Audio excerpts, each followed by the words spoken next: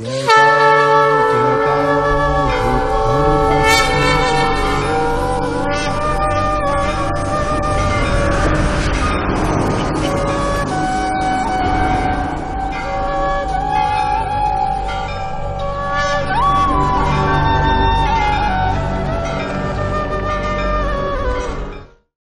প্রাণ ভরে তিনি পদাবলী আস্বাদন করছেন।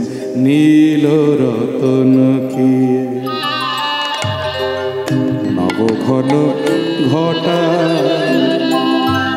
আহা নবঘন ঘটা, নবঘন ঘটা। নীল রতন কি যে নবঘন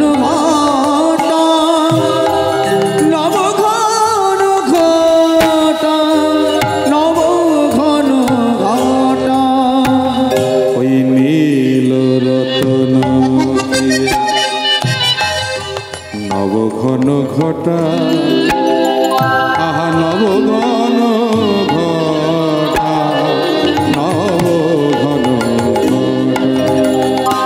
নীল রতন কি নবঘন ঘটা, নবঘন ঘটা, নবঘন ঘটা।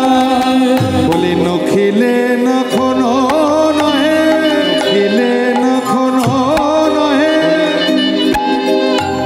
সেনায় অঙ্গের ছটা, নবঘন ঘটা। নীল রতন নবঘন ঘটা, নবঘন ঘটা, নবঘন ঘটা। বলে কদম্ব তরুয়া তলে,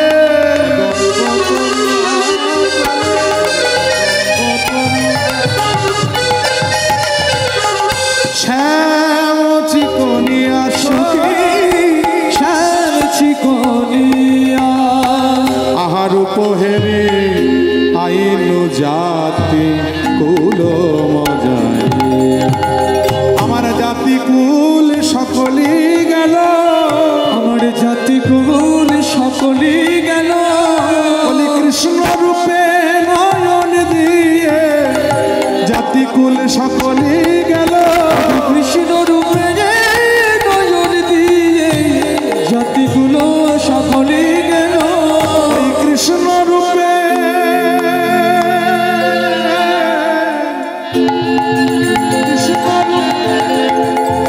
নয়ন দিয়ে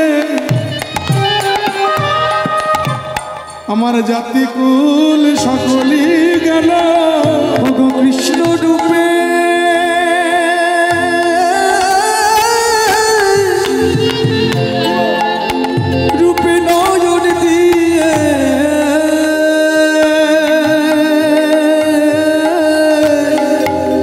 জাতিগুলো সকলে গেল। বলি কৃষ্ণ রূপে নয়ন দিয়ে আমার কিছুই বাকি রইল না। ওই কৃষ্ণ রূপে নয়ন দিয়ে কিছুই বাকি রইল না। ওই কৃষ্ণ রূপে নয়ন দিয়ে কিছুই বাকি রইল না। ওই কৃষ্ণ রূপে নয়ন দিয়ে আমার কিছুই বাকি রইল না। ওই কৃষ্ণ রূপে নয়ন দিয়ে কিছুই বাকি রইল না। ওই কৃষ্ণ রূপে নয়ন দিয়ে কিছুই বাকি রইল না।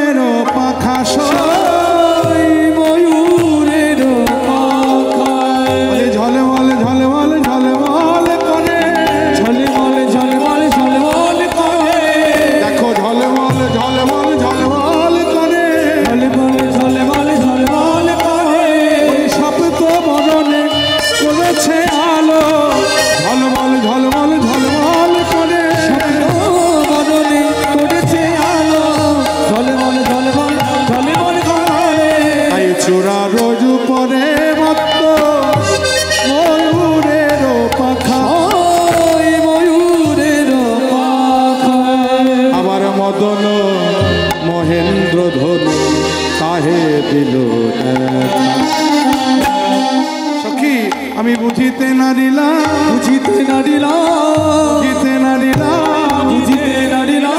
মদন ধনু কি ইন্দ্র ধনু।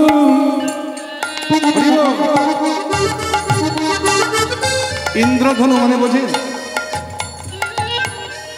ওই যে অনেক সময় বৃষ্টি হয়ে যাওয়ার পরে আকাশে 7 রঙের একটা ধনুকের মতো আকৃতির একটা দেখা যায় না, কি বলে ওটাকে? রামধনু। আজকাল নাকি আবার রামধনু বলা যাবে না, রংধনু বলতে হবে ওটা। যাই হোক, ও বিতর্কে গেলাম না। যাই হোক, ওটার আরেকটি নাম হলো ইন্দ্রধনু। তেমনি ইন্দ্রের যেমন ধনুক আছে, মদনেরও কিন্তু একটা ধনুক আছে।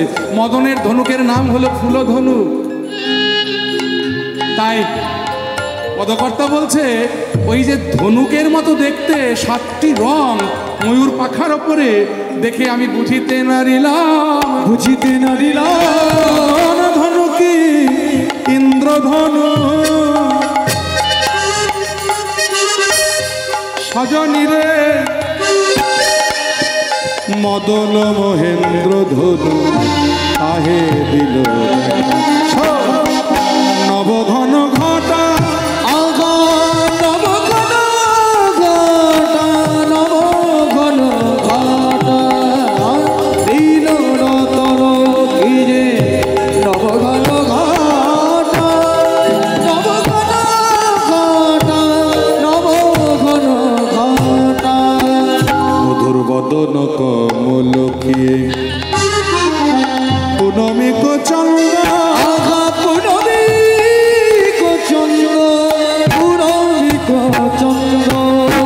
আবার অধর বাধুলি কি যে কিশলয় বন্ধ, সুখী কিশলয় বন্ধ তাহে অতি সুমধুর মুরলী কষানে, সখী মুরলী কষানে, মুরলী কষানে।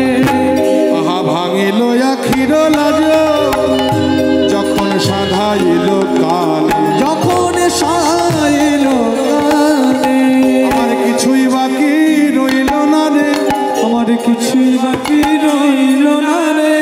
আমার লজ্জা গেল, ধৈর্য গেল, কিছুই বাকি রইল না রে। লজ্জা গেল, ধৈর্য গেল, কিছুই বাকি রইল না রে। আমার লজ্জা গেল, ধৈর্য গেল, আমার লজ্জা গেল, আবার ধৈর্য গেল। যখন শ্যামের বাঁশি কানে গেল, ধৈর্য গেল, শ্যামের বাঁশি কানে আমার লজ্জা গেল, ধৈর্য গেল, শ্যামের বাঁশি কানে আমার লজ্জা গেল, ধৈর্য গেল, আমার লজ্জা গেল, ধৈর্য গেল, আমার লজ্জা গেল, ধৈর্য গেল, শ্যামের বাঁশি কানে আমার লজ্জা গেল, ধৈর্য গেল, শ্যামের বাঁশি আমার শ্যামের বাঁশি আমার লজ্জা গেল, ধৈর্য গেল, শ্যামের বাঁশি কানে গেল, লজ্জা গেল, ধৈর্য গেল, শ্যামের বাঁশি কানে গেল। আমার কিছুই বাকি রইল না রে। নয়ন যুগলকিয়ে কিশল, নয়ন যুগলকিয়ে মত্তয়লি রাজে, মত্তয়লি রাজে অলক্ষিতে দংশয়ে যুবতীর হিয়া মাঝে, যুবতীর হিয়া মাঝে গোবিন্দ দাস কহে সেনা দিঠি বিষে না পিয়ে অধর সুধা কে বাজিয়ে যাইছে, কে বাজিয়ে যাইছে, কে বাজিয়ে যাইছে। ও ঠাকুর, ঠাকুর চমকে উঠেছে বৈষ্ণব ঠাকুরকে। আহা, পদাবলীটি গাইতে গাইতে বৈষ্ণব ঠাকুর যেন ভাবে বিভোর হয়ে গোবিন্দের রূপ দর্শন করছিলেন। নয়ন মুদে যেন গোবিন্দের রূপ দর্শন করছেন, সম্মুখে দাঁড়িয়ে আছে যেন ত্রিভঙ্গ বাঁকা অধরে মুরলী লয়ে আমার শ্যাম সুন্দর মদন মোহন। সেই রূপে ওই বৈষ্ণব ঠাকুর যখন আবিষ্ট হয়ে গেছেন, নিজেকে রাধাভাবে বিভাবিত হয়ে তিনি যেন সঁপে দিয়েছেন নিজের দেহ মন প্রাণ গোবিন্দের শ্রীচরণে। আর এমন সময় ওই পথ দিয়ে যাচ্ছিলেন শ্রীবাস ঠাকুর। কৃষ্ণ বলতে বলতে বৈষ্ণব ঠাকুরের নয়নে যখন বাড়ি বিগলিত হচ্ছে, তাই দেখে শ্রীবাস ঠাকুর থমকে দাঁড়ালেন। ঠাকুর, এই যে ও ঠাকুর। শ্রীবাসের কণ্ঠস্বরে চমকে উঠেছে বৈষ্ণব ঠাকুরকে। আমি গো, আমি শ্রীবাস। ও, তুমি তো জলধর পণ্ডিতের ছোট ছেলে না বাবা? হ্যাঁ হ্যাঁ, ঠিক বলেছ। তো কি তুমি রাস্তায় দাঁড়িয়ে দাঁড়িয়ে অমনি করে কাঁদছো কেন? বলে বাবা, এই কান্না দুঃখের কান্না নয় বাবা। আমি আমার কৃষ্ণ রূপে নয়ন দিয়ে কৃষ্ণ দর্শন করে যেন কাঁদছি। বলে কৃষ্ণ সে কে? হে মা, সে যে জগদীশ্বর, সে যে ভগবান। রাখো তোমার ভগবান।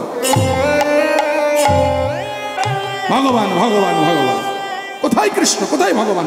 দেখাতে পারো? বৈষ্ণব ঠাকুর বলে বাবা, ভগবান দেখা কি অত সোজা কথা গো, অত মুখের কথা গো? ইচ্ছে করলেই কি ভগবান দেখা যায়? তা যাকে দেখা যায় না তাকে নিয়ে এত আদীক্ষিত কিসের হে বাবু? যে নেই তার জন্য তুমি ভেউ ভেউ করে কাঁদছো কেন? বৈষ্ণব ঠাকুর বললে শ্রীবাস, তোমার মুখে কথা মানায় না বাবা। তুমি জলধর পণ্ডিতের ছেলে, তোমার বাবা এত বড় একজন ভক্ত, এত বড় একজন শাস্ত্রজ্ঞ পণ্ডিত, আর তুমি তার সন্তান হয়ে তুমি এইভাবে ভগবান সম্বন্ধে বলছো। বলে রাখো তোমার ভগবান, তুমি দেখাতে পারবে আমার ভগবান? বলে দেখো, ভগবান দেখা তো মুখের কথা নয়।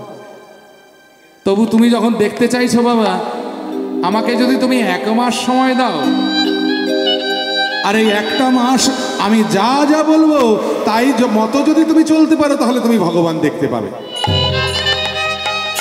বলে কি করতে হবে আমায়? বলে শোনো বাবা, 1 মাসের মধ্যে প্রথম 7 দিন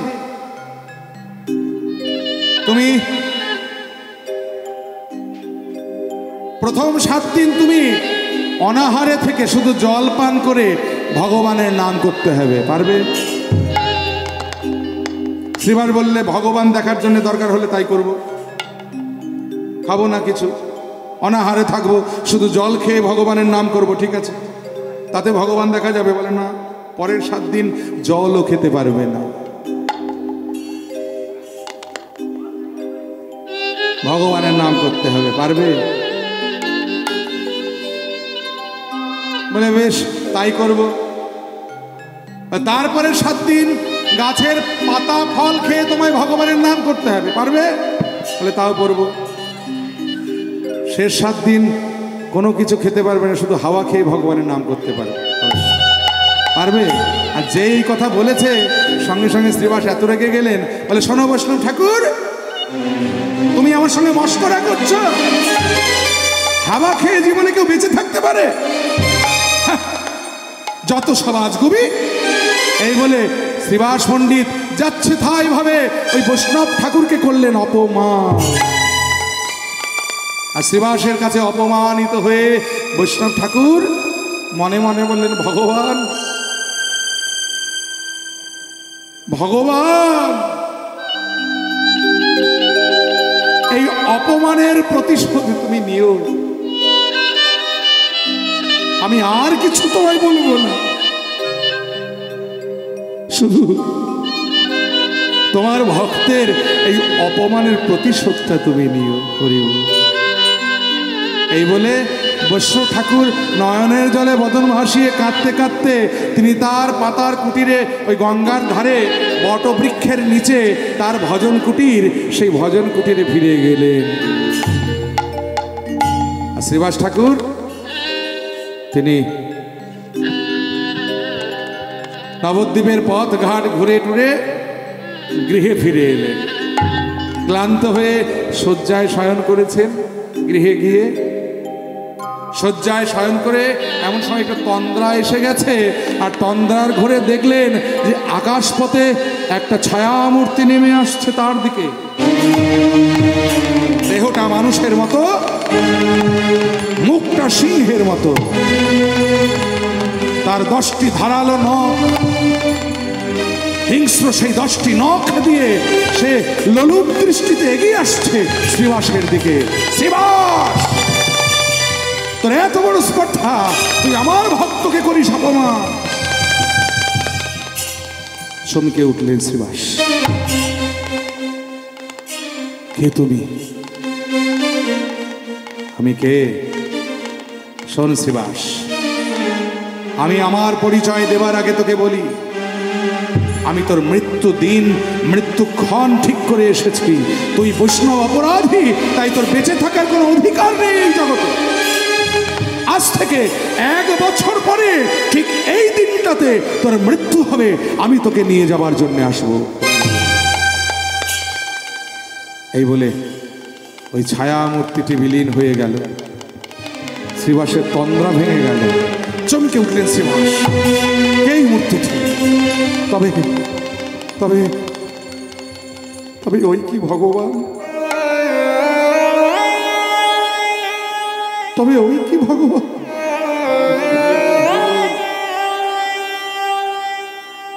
কারণ মানুষের মতো দেহ, সিংহের মতো মুখ, তো মানুষও নয়, পশুও নয়, তবে কি?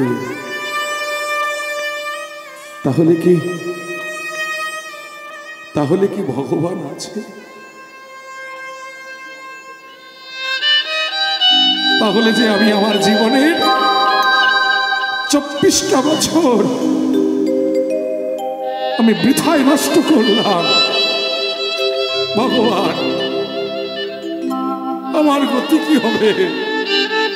আমি কি করব? আমি কোথায় যাব এখন?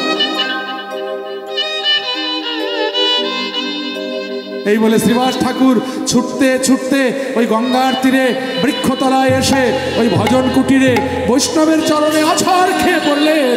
বৈষ্ণব,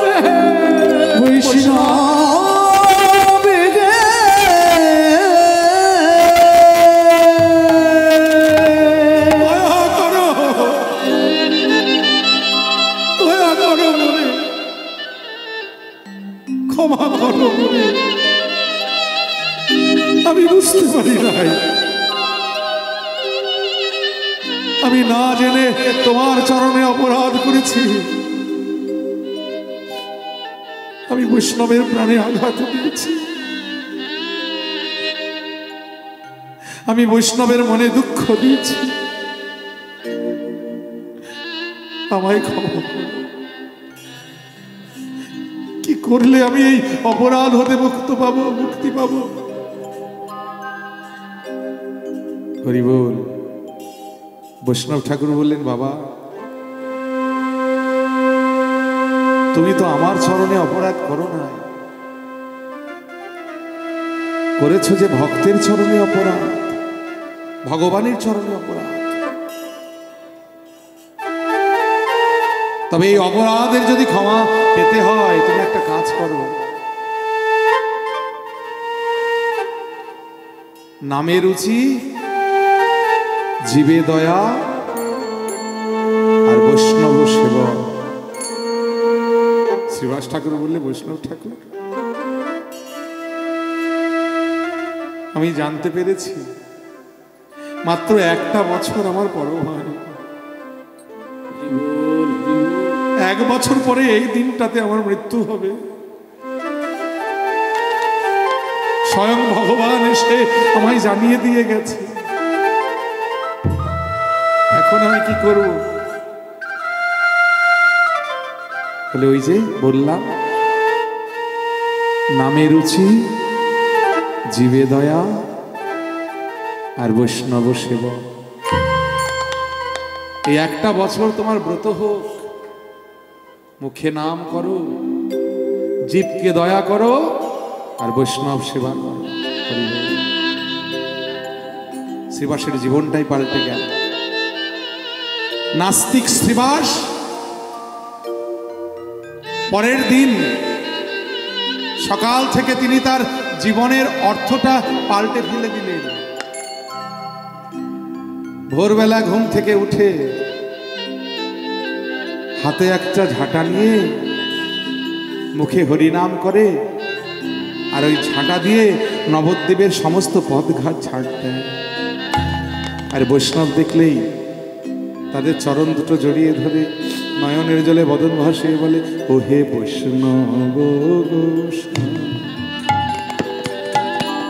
আমারে এই ভিক্ষা চাই। বৈষ্ণব গোসাই আমারে তারাইয়া দিও এই ভিক্ষা চাই। ও হে বৈষ্ণব গোসাই আমারে তারাইয়া দিও এই ভিক্ষা চাই। বৈষ্ণব গোসাই আমারে তারাইয়া দিও এই ভিক্ষা চাই। আমি হলাম বড় অপরাধী, আমার বিশ্বাস ভক্তি কিছুই না।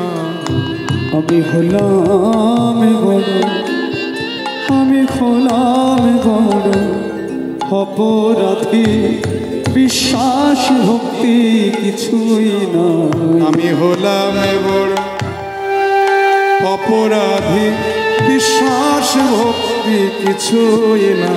আমি হলাম বড় অপরাধী, বিশ্বাস ভক্তি কিছুই না। আমারে তোরায়া দিও এই ভিক্ষা চাই।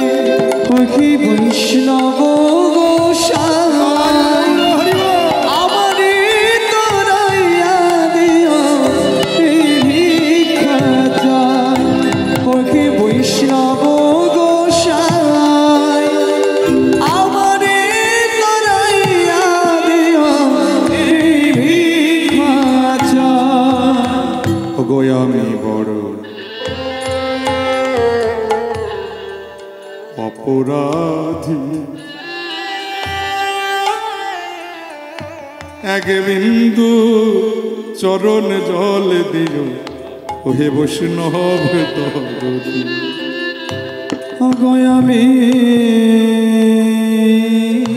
বড় অপরাধী,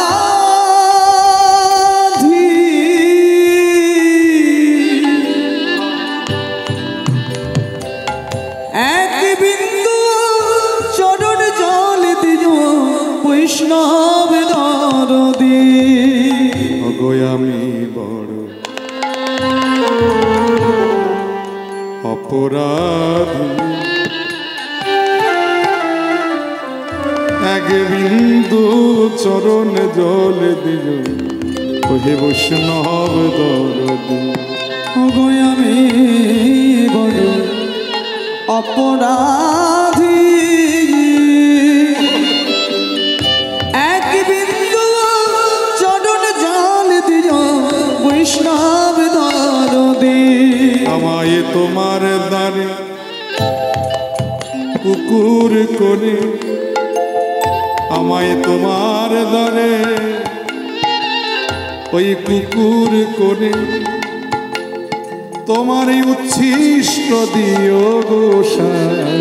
আমায় তোমায় দ্বারে কুকুর করে উচ্ছিষ্ট দিও গোসাই।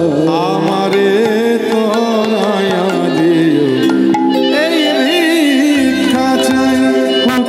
বৈষ্ণব গোসাই আমারে তোরাইয়া দিও এই ভিক্ষা চাই।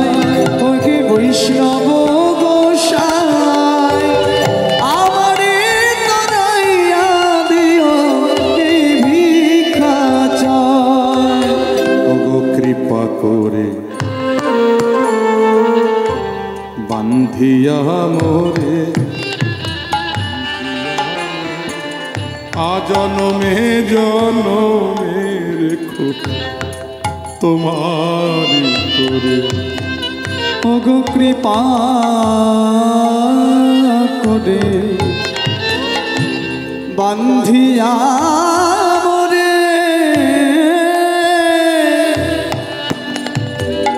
জনমে জনমে রেখো তোমারি করে। ওগো কৃপা করে বান্ধিয়া মোরে জনমে জনমে রেখো তোমারি করে। ওগো কৃপা করে বান্ধিয়া মোরে ওগো জনমে জনমে রেখো তোমারি করে। ওগো তুমি না করিলে কৃপা কে করিবে দয়া গোসাই। ওগো তুমি না করিলে দয়া কে করিবে দয়া গোসাই। আমারে তরায়া দিও এই ভিক্ষা চাই। ওহে বৈষ্ণব গোসাই আমারে তরাইয়া দিও এই ভিক্ষা চাই। আমি হলাম এমন অপরাধী বিশ্বাস ভক্তি কিছুই না। আমি হলাম বড় অপরাধী বিশ্বাস ভক্তি কিছুই নয়। আমারে তরায়া দিও এই ভিক্ষা চাই। ওহে বৈষ্ণব গোসাই আমারে তরাইয়া দিও এই ভিক্ষা চাই। ওহে আমারে তরায়া দিও এই ভিক্ষা চাই। ও গো আমারে তরাইয়া দিও এই ভিক্ষা চাই। তাই সকালবেলা থেকে শ্রীবাসের নিত্য কর্ম, প্রত্যেক দিনের কর্ম, ওই মুখে নাম, ঝাঁটা দিয়ে নবদ্বীপের পথঘাট ঝাড় দেয়, আর বৈষ্ণব দেখলেই তাদের চরণ ধরে এমনি করে কাঁদে। সারাদিন এই কর্ম করে সন্ধেবেলায় কি করে জানেন? গঙ্গার ওই পশ্চিম তীরে দক্ষিণ ভারত থেকে একজন পাঠক মশাই এসে প্রত্যেকদিন শ্রীমদ্ ভাগবত কথা পাঠ করে। ওই ভাগবতের আসরে গিয়ে ওই শ্রীবাস ঠাকুর বসে বসে ভাগবত শ্রবণ করে। হরি বল। কারণ বাবা, যদি কোনো জীব তার মৃত্যুর দিনক্ষণ তিথি নক্ষত্র জেনে যায়, আপনি যদি আপনার মৃত্যুর তারিখ জানেন, তাহলে দেখবেন এই জগতের প্রতি আর কোনো আসক্তি আপনার থাকবে না। হরি বল। যেমন হয়েছিল পরীক্ষিত মহারাজের, তিনি মৃত্যুর দিনটা জেনে গিয়েছিলেন, ভেবেছিলেন মৃত্যুর দিনটা যখন আমি জেনে গেলাম, আমাকে যখন 7 দিন পরে মরতেই হবে, তাহলে এই 7 দিনে আমি ভগবানের নাম গুণ কীর্তন শুনে এই 7টা দিন আমি অতিবাহিত করবো। হরি বল। তাই শ্রীবাস ঠাকুর তিনিও যেমন তার মৃত্যুর দিনক্ষণ জেনে গেছেন যে 1 বছর তার আর পরমায়ু, এই 1টা বছর ধরে আমি নাম করব, জীবকে দয়া করব, বৈষ্ণব সেবা করব, আর ভগবানের নাম গুণ কীর্তন শ্রবণ করে এই 1টা বছরে আমি আমার জীবনটাকে ধন্য করব। হরি বল। প্রত্যেক দিন ওই ভাগবতের আসরে গিয়ে ভাগবত শোনে শ্রীবাস। এমনি করে দেখতে দেখতে 1টি বছর পূর্ণ হয়ে গেল। সেই দিনটি যখন উপস্থিত হলো, সেদিন সারাদিন শ্রীবাস ঠাকুর অমনি করে নবদ্বীপের পথঘাট ঝাড় দিয়ে হরিনাম করে বৈষ্ণব সেবা করে সন্ধেবেলায় যখন ভাগবতের আসরে গেছে, আজকে মনটা বড় ভারাক্রান্ত, কারণ আজকে শ্রীবাস ঠাকুর জানে তার জীবনের শেষ দিন। তাই শ্রীবাস ঠাকুর আজকে ভাগবতের আসরে গিয়ে না বসে, ভাগবতের আসরের সম্মুখে একটা রাস্তা মানে পথে চলে গেছে, পথের ওপারে একটা বাঁশের মাচার ওপরে শ্রীবাস ঠাকুর বসে বসে কৃষ্ণ চিন্তা করছে। মনে মনে বলছে, কৃষ্ণ কৃষ্ণ কৃষ্ণ হে কৃষ্ণ কৃষ্ণ কৃষ্ণ হে কৃষ্ণ কৃষ্ণ কৃষ্ণ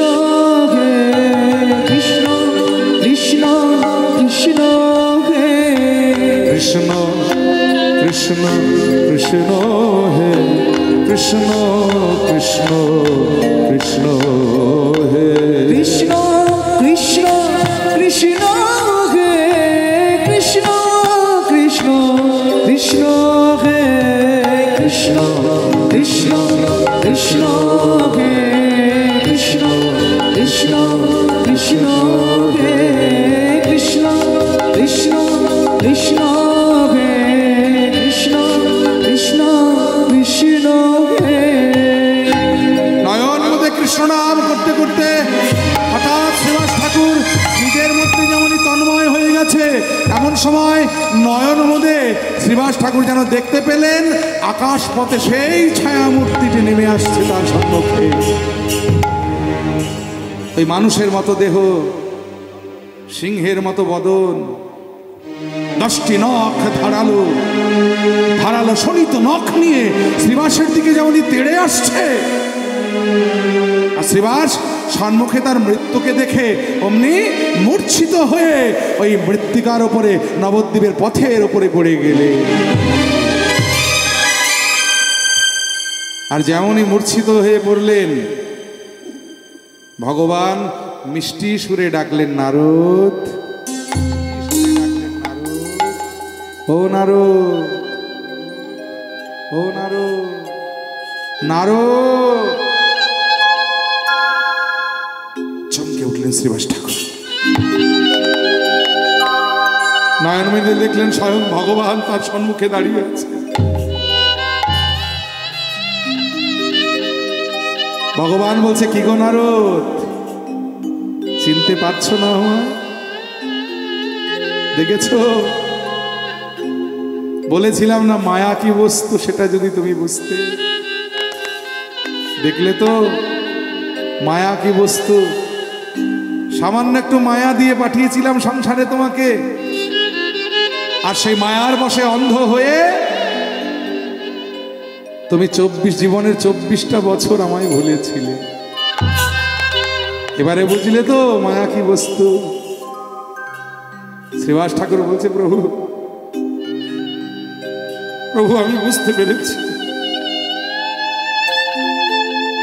আমি বুঝতে পেরেছি। আমার বড় অহংকার হয়েছিল প্রভু,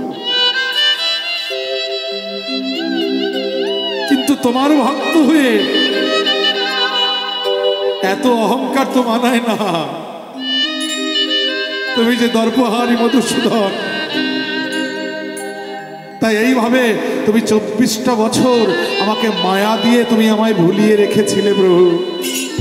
আমার অহংকারকে তুমি চূর্ণ করে দিয়েছ, ক্ষমা করো, তোমার চরণে ঠাঁই দাও। আমি আমি 24টা বছর তোমায় কি করে ভুলে থাকলাম প্রভু, আমি কেমন করে তোমায় ভুলে থাকলাম। ভগবান বলছে, নারদ আমারও কি কষ্ট কম হয়েছে তোমায় ভুলে থাকতে? 24 বছর তোমার থেকে বিচ্ছিন্ন থেকে আমারও কি কম কষ্ট হয়েছে গো প্রভু? তাহলে আমার গতি কি হবে? চিন্তা করো না তুমি, আমি আসছি। আজ থেকে তোমার কর্ম হলো এই নবদ্বীপকে তুমি আমার উপযুক্ত করে তোলো। আমি তোমায় ছেড়ে কি থাকতে পারি বলো? আমি আসছি এই নবদ্বীপের মাটিতে তোমার সঙ্গ পাওয়ার জন্য। হরি বল। তাই শচী জগন্নাথের আনন্দ মুখর আঙিনাকে আলো করে উদ্ভাসিত করে শচী মায়ের গর্ভে, শচী গর্ভ সিন্ধু মাঝে উদয় হলেন আমার গোলকের নিধি, আমার ভাব নিধি গৌর সুন্দর। তাই গৌর হরি বল, হরি বল, হরি বল। এই গৌরাঙ্গের আবির্ভাব হলো। ধীরে ধীরে আমার গৌর সুন্দর বড় হতে লাগলেন। আর শ্রীবাস ঠাকুর গৌর সুন্দর, গৌর হরিরই প্রতিবেশী। হরি বল। শচী মায়েরই তো প্রতিবেশী। ছেলেবেলা থেকে আমার নিমাইকে দেখেই দেখতে দেখতে তিনি অমনি দিন অতিবাহিত করতে লাগলেন। হরি বল। ছেলেবেলায় নিমাইয়ের সেই মাধুর্যমণ্ডিত শৈশব লীলা দেখতে দেখতে নয়ন জোড়াতে লাগলো আমার শ্রীবাস পণ্ডিতের। এদিকে ধীরে ধীরে নিমাই বড় হলেন, লক্ষ্মীপ্রিয়ার সঙ্গে বিবাহ হলো, সর্বদংশনে লক্ষ্মীপ্রিয়ার বিয়োগ হলো, তারপরে বিষ্ণুপ্রিয়ার সঙ্গে আবার বিবাহ হলো সনাতন মিশ্রের কন্যা।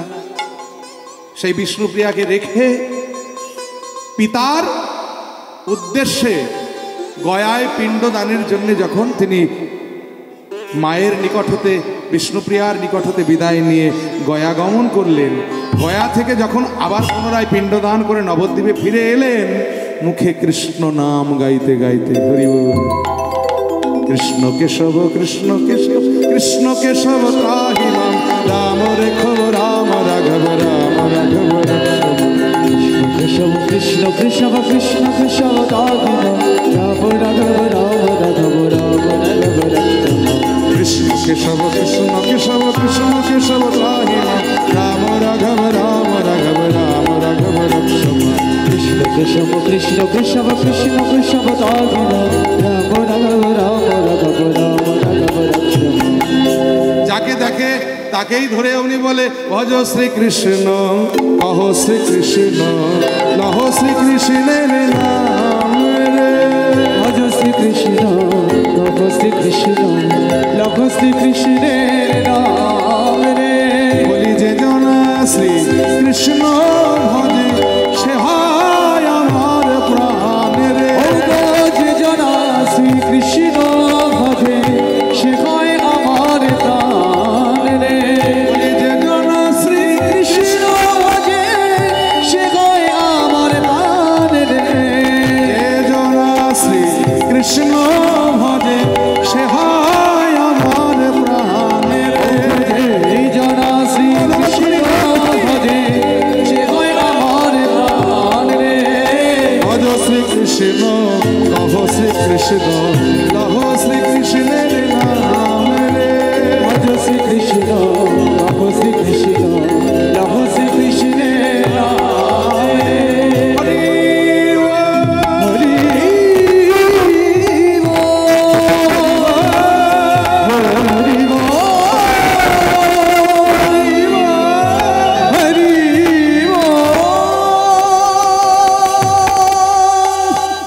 পথে ঘাটে মূর্ছা হয়ে যাচ্ছেন নিমাই,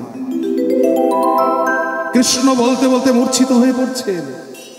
সকলেই বলা বলি শুরু করেছে, নিমায়ের বোধহয় বায়ু রোগ হয়েছে।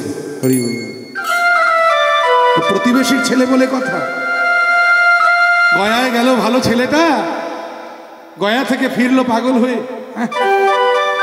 সবাই বলছে নিমায়ের বায়ু রোগ হয়েছে। বায়ু রোগ বোঝেন তো, মাথায় বায়ু চড়ে যাওয়া, অর্থাৎ পাগলের লক্ষণ। হরি বল। শ্রীবাস ঠাকুর চিন্তা করলেন, প্রতিবেশীর ছেলে, যাই একবার একটু দেখে আসি। হরি বল। এই বলে শ্রীবাস ঠাকুর নিমাইকে দেখতে সচিমায়ের গৃহে এলেন, নিমায়ের পাশে বসলেন। নিমাই শ্রীবাস ঠাকুরকে দেখে বললেন যে নবদ্বীপে সকলেই বলছে আমাকে দেখে আমার নাকি বায়ু রোগ হয়েছে, তোমার কি তাই মনে হয়? শ্রীবাস ঠাকুর একদৃষ্টে নিমায়ের বদন পানে চেয়ে বললেন যে নিমাই, আমার কি মনে হয় জানো, তোমার বায়ু রোগ নয়। বলে তাহলে? তোমার কৃষ্ণ কৃপা হয়েছে। এই বলে শ্রীবাস ঠাকুর গৃহে ফিরে গেলেন।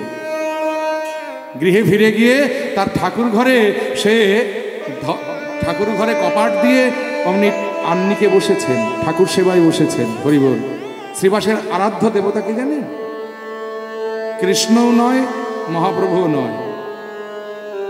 শ্রীবাস কাকে আরাধনা করতে জানেন? নবদ্বীপে গেলে দেখে আসবেন, শ্রীবাসের ঘরে এখনো পূজিত হয় নৃসিংহদেবের আরাধনা করতেন শ্রীবাস। তাই স্বপ্নের ঘরে কিন্তু তিনি নৃসিংহ মূর্তি দর্শন করেছিলেন। হরি বল। আর সেই থেকে শ্রীবাসের যখন নাস্তিকতা কেটে গিয়ে তিনি যখন ভগবানে বিশ্বাসী হলেন, তিনি গৃহে নৃসিংহ মূর্তি প্রতিষ্ঠা করে প্রত্যেক দিন নৃসিংহ ধ্যান করতেন এবং নৃসিংহদেবের পূজা করতেন। হরি বল। সঙ্গে বিষ্ণু খট্টায় নারায়ণ শিলা, কারণ পণ্ডিতের ছেলে, ব্রাহ্মণের সন্তান, তার পূর্বপুরুষ সূত্রে নারায়ণ শিলা তার প্রাপ্তি ছিল, তার পাওয়া ছিল। হরি বল। সে নারায়ণ শিলার পুজোও তিনি করতেন। তাই ঠাকুর ঘরে কপাট দিয়ে বিষ্ণু খট্টার সম্মুখে বসে নারায়ণ শিলার ধ্যান করছেন। এমন সময় ওই ঠাকুর ঘরের বাইরে থেকে কে যেন চিৎকার করে বলে উঠলেন, শ্রীবাস দ্বার খোলো। শ্রীবাস কতটা বিরক্ত হয়ে বললেন, কে তুমি? বলে, তুমি যার আরাধনা করছো আমি সেই। কতটা বিরক্ত, কতটা কৌতূহল হয়ে শ্রীবাস গৃহের দ্বার খুলে দেখে স্বয়ং নিমাই দাঁড়িয়ে আছেন তার গৃহের সম্মুখে। তবে এই নিমাই যেন সে নিমাই নয় যে নিমাইকে কিছুক্ষণ আগে বাড়িতে দেখে এসেছি, সেই নিমাই আর এই নিমাইয়ের মধ্যে পার্থক্য কি? এখন যে নিমাই তার সম্মুখে দাঁড়িয়ে আছে, তার দেহ হতে যেন শত সূর্যের কিরণ, শত সূর্যের তেজ নির্গত হচ্ছে, বিচ্ছুরিত হচ্ছে। শ্রীবাসকে সরিয়ে দিয়ে নিমাই ঠাকুর ঘরে প্রবেশ করে বিষ্ণু খট্টার উপরে বসে অমনি শ্রীবাসের পানে চেয়ে অমনি চিৎকার করে বললেন, অভিষেক করো মনে, অভিষেক করো মনে।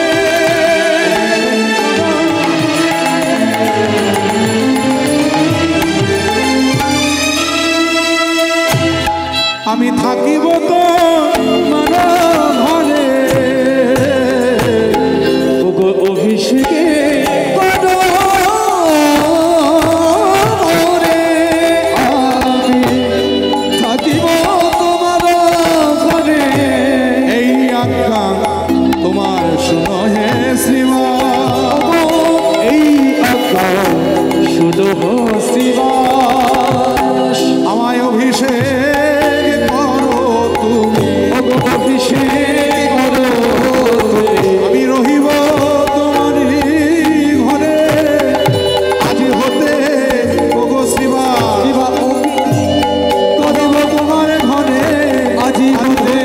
ওগো শ্রীবাস, রহিব তোমার ঘরে আজি হতে। ওগো শ্রীবাস, আমি রহিব তোমারই ঘরে আজি হতে। ওগো শ্রীবাস, রহিব আজি হতে। ওগো শ্রীবাস, রহিব তোমার আজি হতে। ওগো শ্রীবাস, রহিব তোমার ঘরে অভিষেক করো মোরে। সেই দিন ঘটা করে ওই শ্রীবাসের অঙ্গনে আমার নিমাই চাঁদের অভিষেক হলো। এরপরে ভক্তবৃন্দ সঙ্গে নিয়ে ওই শ্রীবাসের অঙ্গনে হরিবাসর স্থাপিত হলো। হরিবল, নিশি জাগরণী হরিবাসর। সারা নিশি ধরে শ্রীবাসের অঙ্গনে কপাট দিয়ে মহাপ্রভু ভক্তগণ সঙ্গে নিয়ে হরি সংকীর্তনে মত্ত থাকেন। হরিবল, হরি সংকীর্তন করতে করতে একদিন শ্রীবাস ঠাকুরকে ডেকে বললেন, আমার মহাপ্রভু যে শ্রীবাস বৃন্দাবনে যাবে নাকি? হরিবল, কত ভক্ত তো বৃন্দাবনে যায়, যাবে? শ্রীবাস ঠাকুর বললেন, ঠাকুর তুমি আমায় বৃন্দাবনে যেতে বলছো? যেথা তুমি সেটাই যে বৃন্দাবন। আমি ঘটা করে আর নতুন করে কেন বৃন্দাবনে যেতে যাব এত কষ্ট করে? তুমি যে আমার ঘরে পা দিয়েছ, আমার মাটির ঘরটাই তাই তোমার চরণ স্পর্শে আমার মেটে ঘরে শ্রী বৃন্দাবন। আমার মেটে ঘরে শ্রী বৃন্দাবন। আমার মেটে ঘরে শ্রী বৃন্দাবন। আমার মেটে ঘরে শ্রী বৃন্দাবন। ওই দেখো ডাকছে কোকিল, ডাকছে শ্যামা, ডাকছে কোকিল, ডাকছে শ্যামা। আহা ডাকছে কোকিল, ডাকছে শ্যামা, ডাকছে কোকিল, ডাকছে শ্যামা। আমার হরি করবেন আগমন। মেটে ঘরে শ্রী বৃন্দাবন। মেটে ঘরে শ্রী বৃন্দাবন। আগা মেটে ঘরে শ্রী বৃন্দাবন। ওই দেখো বৈষ্ণবগণ শোন ধুয়ে মুছে করেছে পূজার আয়োজন। বৈষ্ণব গণেশ বুঝে মুছে করছে পূজার আয়োজন। আমার হরি এসে পিড়ে বসে, আমার হরি এসে ফিরে বসে দিবেন এখন দর্শন।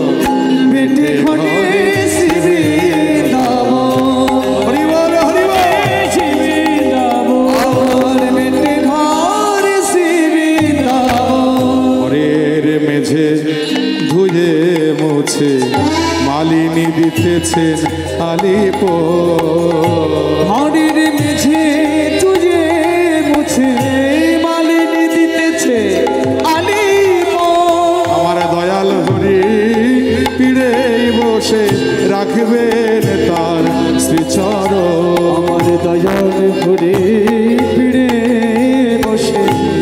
রাখবেন তার শ্রীচরণ।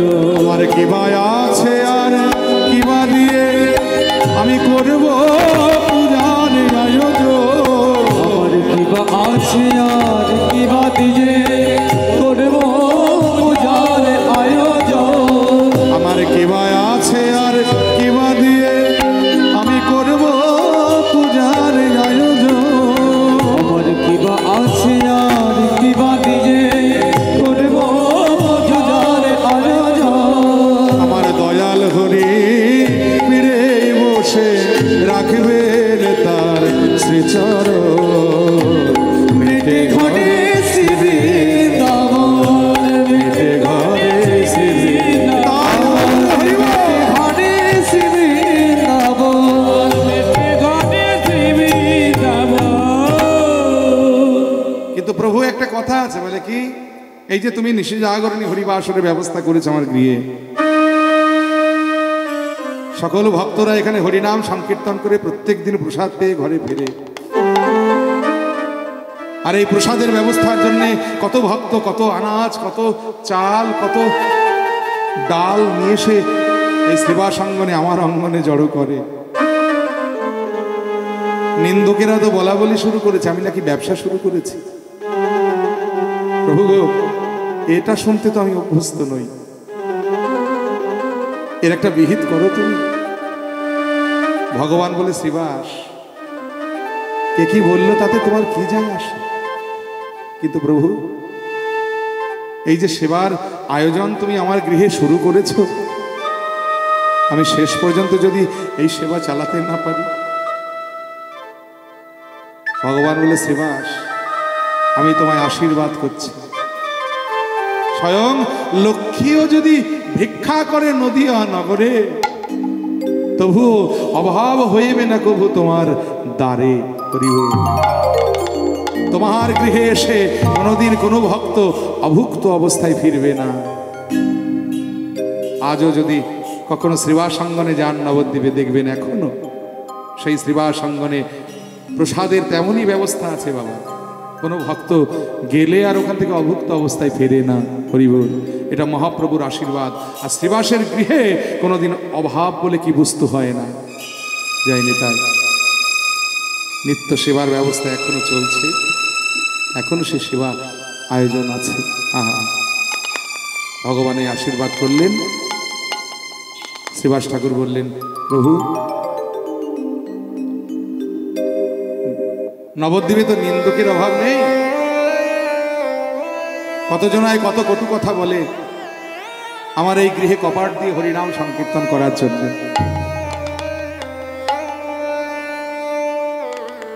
প্রভু গো,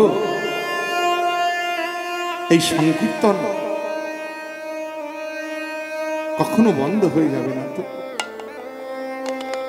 মহাপ্রভু বলেন, শ্রীবাস, আমার আশীর্বাদে এই যে সংকীর্তন তোমার গৃহে শুরু হলো, যতদিন গগনে চন্দ্র সূর্য তারা থাকবে ততদিন এই সংকীর্তন তোমার গৃহে চলতেই থাকবে, চলতেই থাকবে। তাই গৌর হরিবোল, হরিবোল, হরিবোল। অতএব এবার সকল ভক্তগণ মিলে তোমরা প্রেমানন্দে বলো, আমার সঙ্গে কণ্ঠে কণ্ঠ মিলিয়ে সবাই মিলে বলো, গৌর হরি বলে নিতাই গৌর হরি বল, গৌর হরি বলে নিতাই গৌর হরি বল, গৌর হরি বলে নিতাই গৌর হরি বল, গৌর হরি বলে নিতাই গৌর হরি বল, গৌর হরি বলে নিতাই গৌর হরি বল, গৌর হরি বলে নিতাই গৌর হরি বল। ভজনের মধ্যে শ্রেষ্ঠ নববিধা ভক্তি, ওই ভজনের মধ্যে শ্রেষ্ঠ নববিধা ভক্তি, ভজনের মধ্যে শ্রেষ্ঠ নববিধা ভক্তি, ভজনের মধ্যে শ্রেষ্ঠ নববিধা ভক্তি। কৃষ্ণ প্রেম দিতে কৃষ্ণ ধরে ওই মহাশক্তি, কৃষ্ণ প্রেম দিতে কৃষ্ণ ধরে মহাশক্তি, তার মধ্যে